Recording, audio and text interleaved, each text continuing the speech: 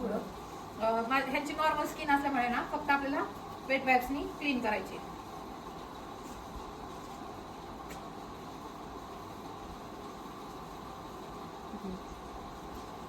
तर आपण त्याने करू शकतो.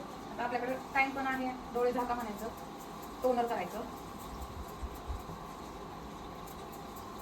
कळतंय ना, असं टोनिंग करून घ्यायचं करणार आहे आपण. मला ब्रश द्या, आता कट करा व्हिडिओ.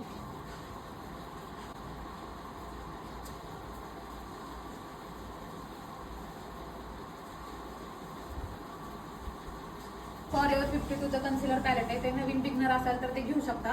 ते थोडं अफोर्डेबल आहे, हे थोडं कॉस्टली आहे. जो पण ऑरेंज कलरचा दिसतोय ते सगळं हाईड करायचं. आपल्याला ऑरेंज कलर जर तसा दिसून राहिला तर आपला मेकअप पण ऑरेंज होणार, मग आपल्याला ऑरेंज नाही करायचं.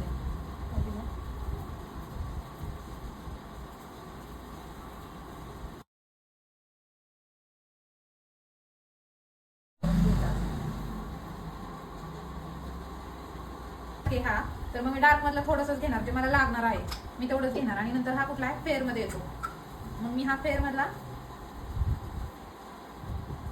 एक घेणार. आता हा MMS आहे त्याच्यामुळे तो जास्त दोन्ही पण घ्यायचं.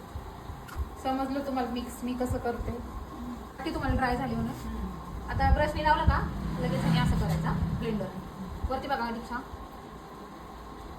आणि आधी अर्धा फेर लगेच ब्लेंडिंगने आपण ब्लेंड करतोय. बघितलं कसं दिसतं. ही पावडर शॉपरेलची आहे म्हणून ह्याला स्प्रेड करायची. दीक्षावरती करा फेस.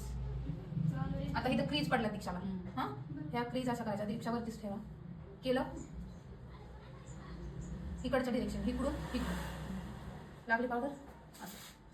आता परत क्रीज. आता तुम्ही जर डायरेक्ट क्रीजवर लावला तर ती क्रीज तशीच राहणार आहे.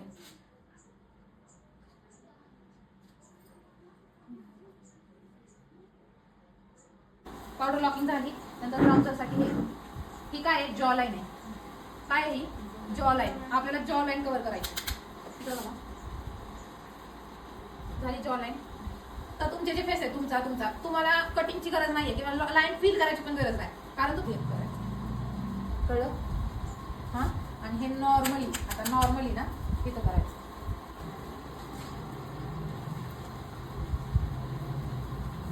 पिक्चर जाणवतोय मला हायलाइट सेटिंग स्प्रे मारला ब्रशवर.